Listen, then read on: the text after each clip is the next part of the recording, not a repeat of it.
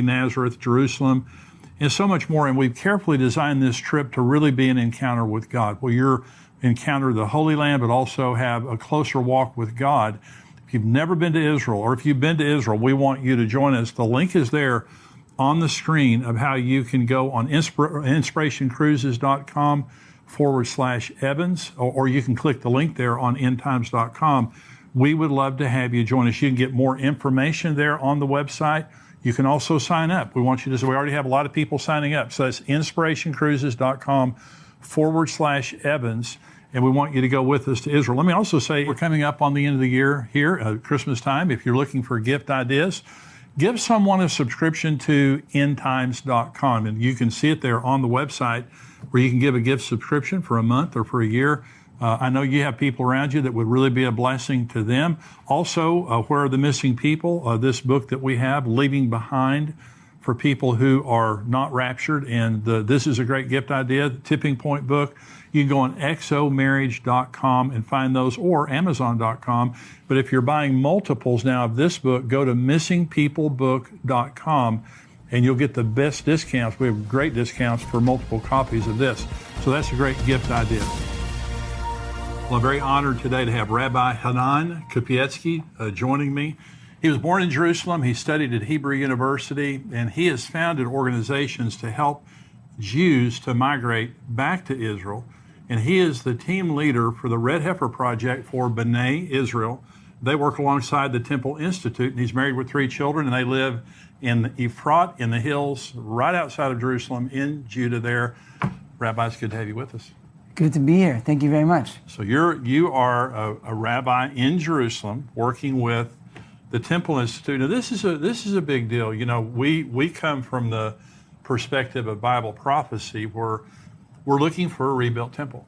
We're looking for, and it's very exciting to see what's happened in the last 20 years, especially the last 10 years on the Temple Mount. But you guys cannot build a temple without a red heifer, is that right? Yes, almost precisely. Unless if all the Jews got together and said, we want to build today the temple, so then we could also put aside those commandments of basically purification.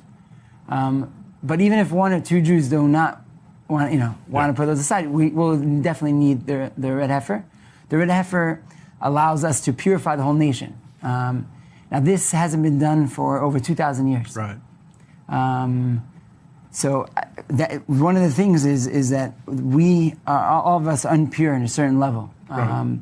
And over the past 2,000 years, we had the body of water of mikveh that you could immerse yourself inside. But the red heifer ashes we haven't had for 2,000 years. In the Mishnah, which is written almost 2,000 years ago, it talks about that there's been 9 red heifers to date, starting with Moses. Moses conducted the first red heifer ceremony, and the ash actually lasted almost for 1,000 years. Wow. And then it goes all the way till the end of the Second Temple. The Maimonides, he's a rabbi scholar, very, very well known in the Jewish theology. He was 900 years ago, and he actually writes that the 10th red heifer is going to come in the times of Messiah, and the Messiah himself will actually conduct the ceremony. Wow. And you believe that soon? Yeah, I believe firstly, I believe that we're already in the redemption time. That's what we call Geula. From, I would say, the establishment of 1948, already we started something changed around in the world. And every day we see how the fruits of the land are giving out like endless amounts of fruits. And we know that also the prophecies talk about that. That's one of the ways that we'll be able to see that we're now living in times of Messiah, is that we're going to be able to come back to a land that's desolated and a land that actually blossoms like a rose. Exactly. Well, I'm going there in 2 weeks. I'll be there in 2 weeks. Yeah, and I've been there. So you come over for Shabbat meal. Okay. Okay. I'd love to. But you know, it's just gorgeous, and it gets more beautiful every time I go. Let me tell you my story real quick. So I was 19 years old, and I went into a bookstore, and I didn't know what a Jew was. I grew up in West Texas. I didn't know what a Jew was. I'd never heard of Israel. And I went into a bookstore and I looked at a poster on the wall and it said Israel and had a menorah. And I fell in love. I mean, I just absolutely, like I looked at the most beautiful woman in the world and fell in love. And I asked the bookstore owner, I said, well, what's that thing on the wall over there? He said, that's Israel. And I said, what's that? He said, well, it's in the Middle East. I said, so? He said, well, that's where the Jews live. And I said, oh, great. So I have loved Israel since I was 19 years old, didn't even know why. But as Christians, and you're a Jew, you're waiting for Messiah to return. And we talked about this earlier. You're waiting for Messiah to come, and we're waiting for Messiah to return. But we both love God, we both love the Old Testament, and we're both waiting for the rebuilding of the temple. And we love the Jews and the people of Israel. Now, when the red heifer, you're a part of the project that Stinson, that Byron Stinson is a part of. And they have now 5 red heifers that are perfect, that are in Israel, that flew, I think, over there in September, what it was, that are in Israel, and they're all still perfect? Yeah, they're all amazing. I'll give you, I want to zoom out a little bit. So you're talking about you meeting for the first time or thinking a Jew. I can tell you for this project, 2 years ago, when we started to search for red heifers around the world, I called up, just cold calls, some farmers, all ranchers all around the world, and Texas has definitely been high up there because there's a lot of farms out here, a lot of ranchers. And I called up one of these guys. I said, I always started the conversation. We're looking for a red heifer. I'm calling from Jerusalem. Do you by any chance have a red heifer? And then I always said, I hope this doesn't sound to you crazy. So I had a few times people hung up the phone, but for one this time I called up this guy and he's like, crazy? Boy, it's written in the Bible. It's written in the book of Numbers. I'm like, what? You know the book of Numbers?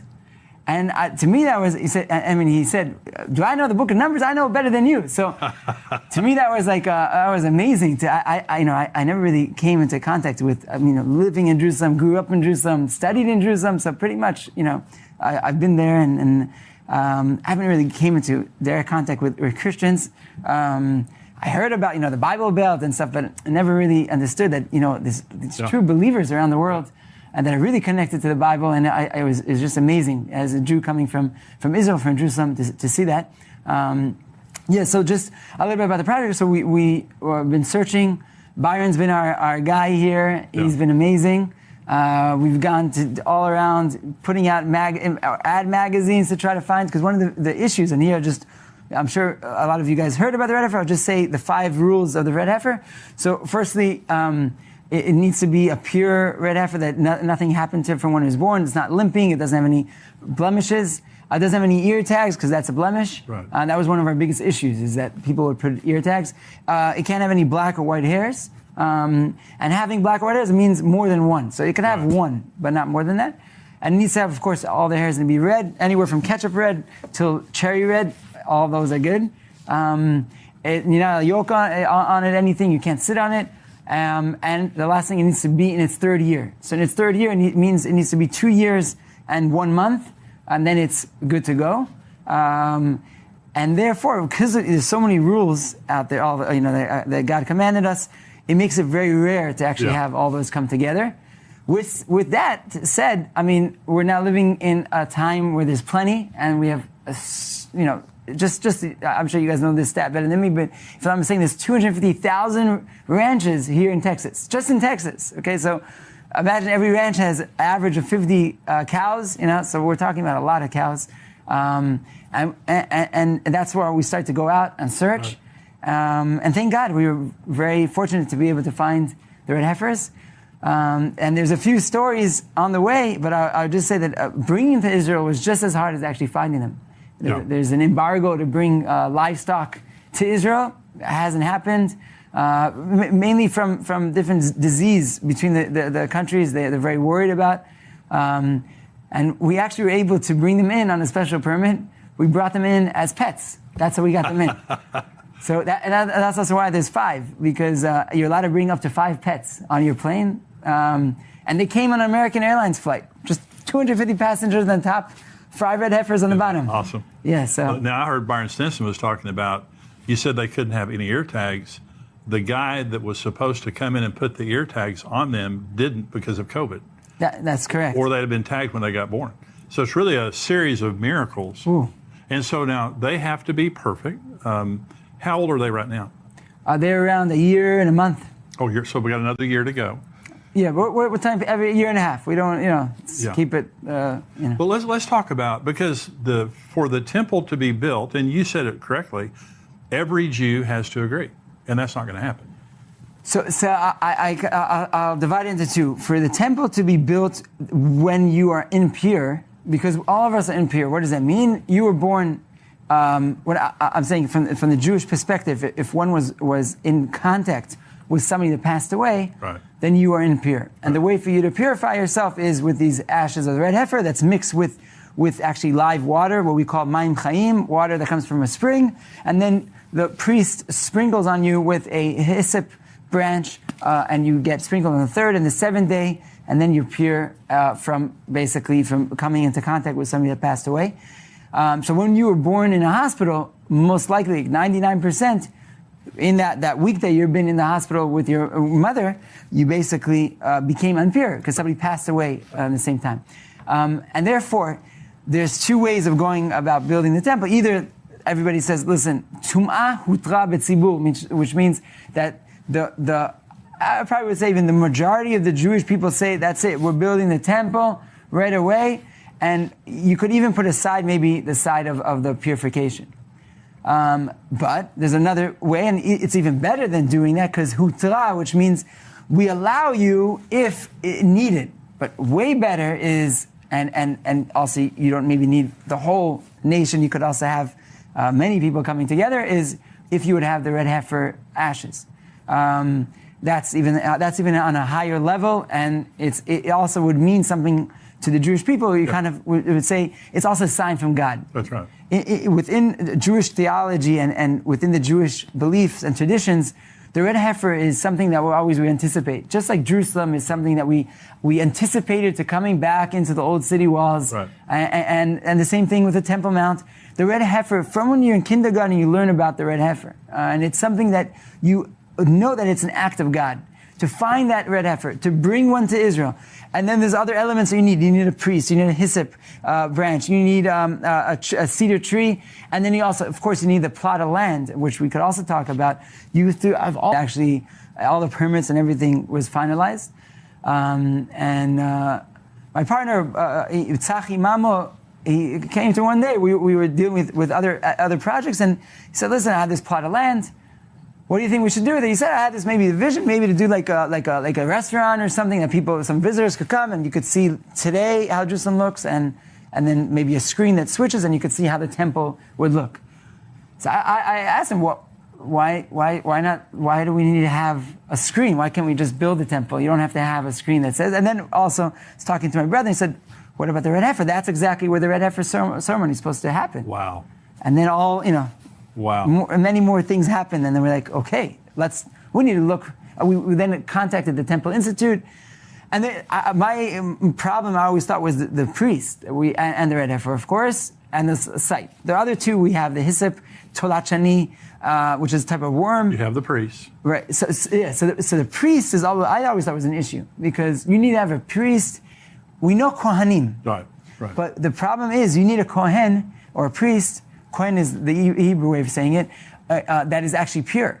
That he wasn't born in a hospital. He never came into contact with somebody that passed away.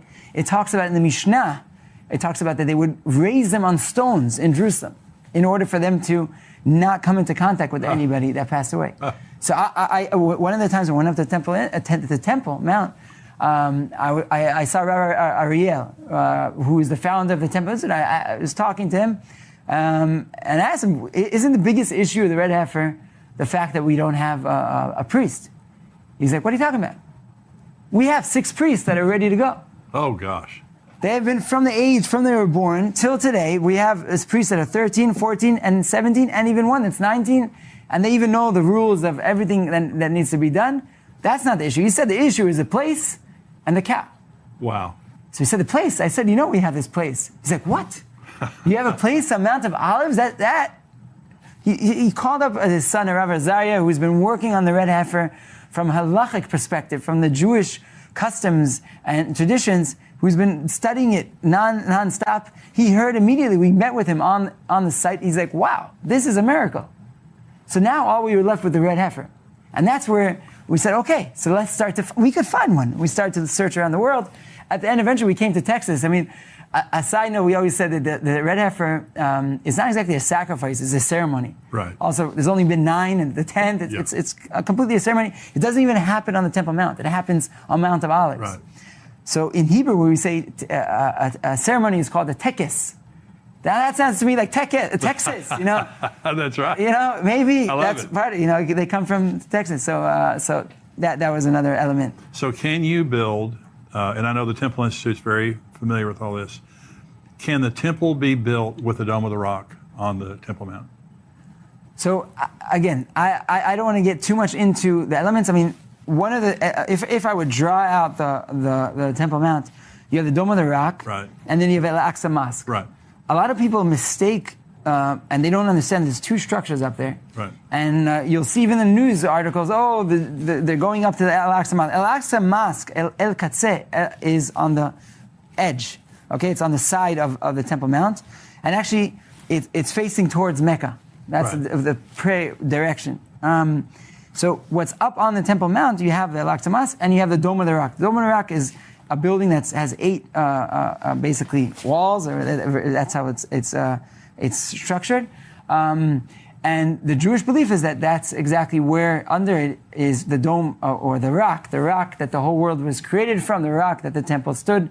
And I think that a lot of the answers I would say is probably we would have to see. We would have to see what would happen. Right. There's a lot of things that have to happen. And I think that the red heifer is the key to the redemption. It's the key to opening all this up. And maybe I'll take it totally, guys, off Christianity, take you off Judaism. I'll take you to the Quran in the Islam. One of the longest chapter in the Quran is called Surat al-Baqarah. It's the chapter of the heifer. Really? Yeah. And in that chapter, it happens to be the second chapter of the Quran, chapter number 2.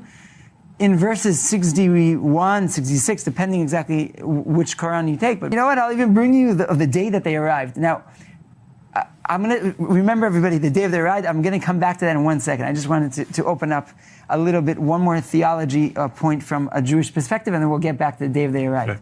And I'll bring you back to the Abraham Accord. So don't get lost in everything I'm saying now. So the year, 2 years ago, in the Jewish calendar is 5,781. Now, it stands for, in the Hebrew letters, is Tafshin Pei Aleph. Now, if you would take the acronym of those letters, it would then say the year of the red heifer. Now, Rav Azariah from the Temple Institute said this years ago. He said this in 2018. And when the year came, he's like, I guess it didn't work out. But truthfully, we found these red heifers, and they were in their mother's womb at that year. Wow. And the following year we found them, and then we're like, okay, we need what's the next acronym of the next year? And it's Tafshin Pei Bet, Teheshnat Parah B'Yisrael, the year of the red heifers in Israel. So that whole year we were working nonstop for months on top of months upon months to try to bring them to Israel.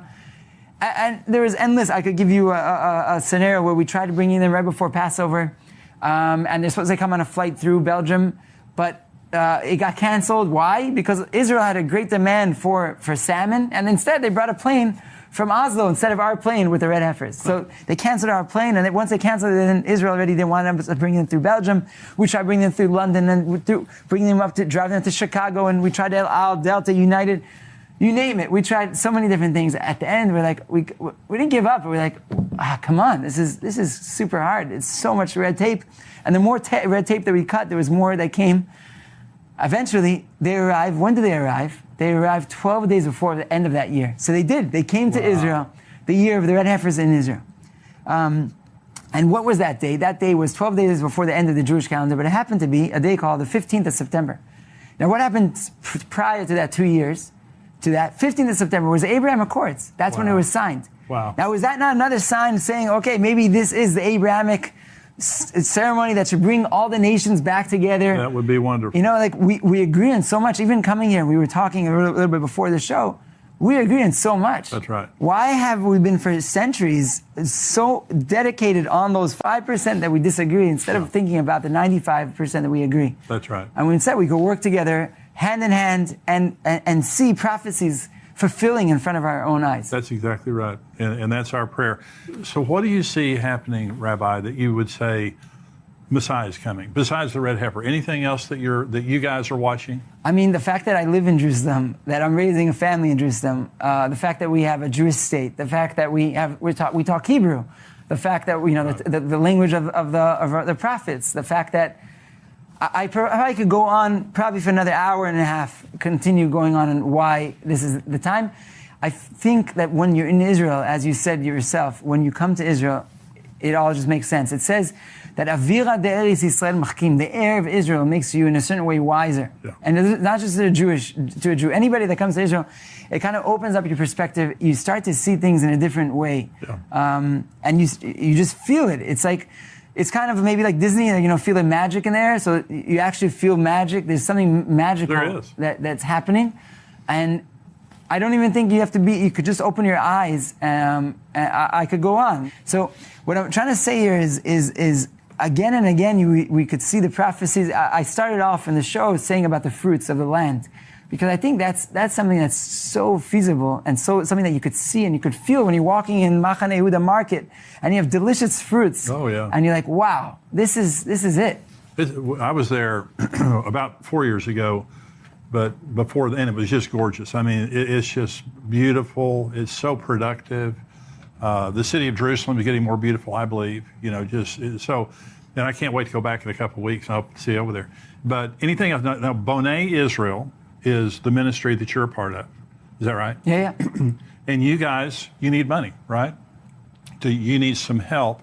And for people to support what you guys are doing with the red heifers. It costs like $250,000 to take those red heifers over there, didn't it? Even more, but we'll tell you $250,000 just to keep you. But it was a pretty, not the worst, but then once they arrived, we also got from that, they're like, pay up. Yeah. Like, what? Yeah, you got to pay.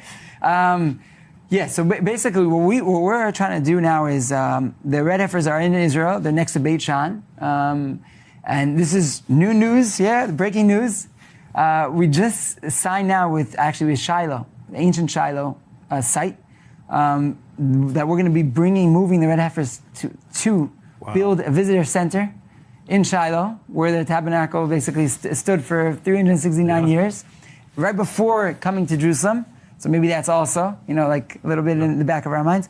So we're going to be building a research center, a visitor center, where we'll be able to grow the red heifers there, but also for future generations. We want to have the red heifer, like a red heifer center. Everybody could learn about purification, could learn about the history, and they could connect to everything. So we're now fundraising for that. We're fundraising $3 million to try to build that center. We believe it's very, very important, and kind of what you were also asking before. We want to educate the world of what's happening, because it's not, going back to the Temple Mount and to the third temple, the temple is not just a Jewish temple. Right. The temple is for all nations, and we need all nations to come together. Right. We want the real peace. We don't want to just say it, it sounds good. It's the true meaning. And in order to do that, we need to really educate everybody about what's happening. And like shows like this are wonderful. They really talk about the real events that are happening and talk about, the tipping points of things that are occurring in front of our eyes. So that's one of the elements that we're going to put the website up on our screen right now, in bonaisrael.com, and you can see how to spell it there. But there is a place, I went on the website this morning, and there's a place on there where they can give. It tells you more about the ministry. But Rabbi, thank you for joining me today. Thank you. Very great conversation. We pray blessings, God blessings on your